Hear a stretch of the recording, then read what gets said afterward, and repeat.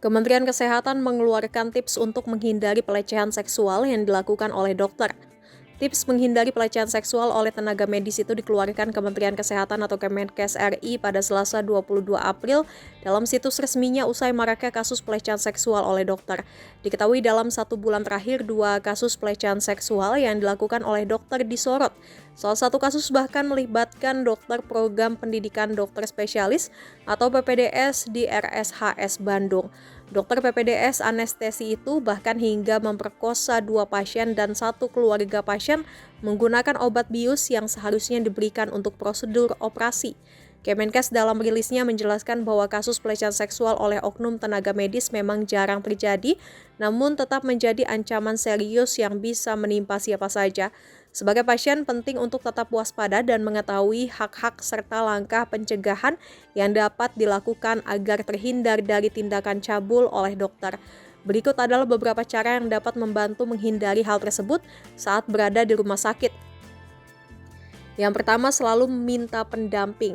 Jika memungkinkan, selalu ajak anggota keluarga atau teman dekat untuk mendampingi saat pemeriksaan, terutama jika menyangkut bagian tubuh sensitif. Kehadiran pendamping dapat menjadi bentuk pengawasan dan perlindungan tambahan. Yang kedua, harus memahami prosedur medis yang akan dilakukan, di mana sebelum menjalani pemeriksaan atau tindakan medis, tanyakan secara detail prosedur yang akan dilakukan. Dokter yang profesional akan menjelaskan tujuan, metode, dan bagian tubuh yang perlu diperiksa. Jika ada bagian dari prosedur yang terasa janggal atau tidak relevan, maka jangan ragu untuk bertanya atau menolak. Ketiga, waspadai tanda-tanda tidak profesional. Beberapa tanda yang patut diwaspadai seperti dokter tidak menjelaskan prosedur yang jelas, pemeriksaan dilakukan tanpa sarung tangan atau tirai penutup, sentuhan yang tidak perlu atau berlangsung terlalu lama, komentar yang bernada seksual atau tidak pantas. Yang keempat, gunakan hak untuk meminta petugas medis perempuan. Jika Anda merasa lebih nyaman ditangani oleh tenaga medis perempuan, terutama untuk pasien perempuan, Anda berhak memintanya. Banyak rumah sakit sudah menyediakan pilihan ini demi kenyamanan pasien. Yang kelima, melaporkan perilaku mencurigakan.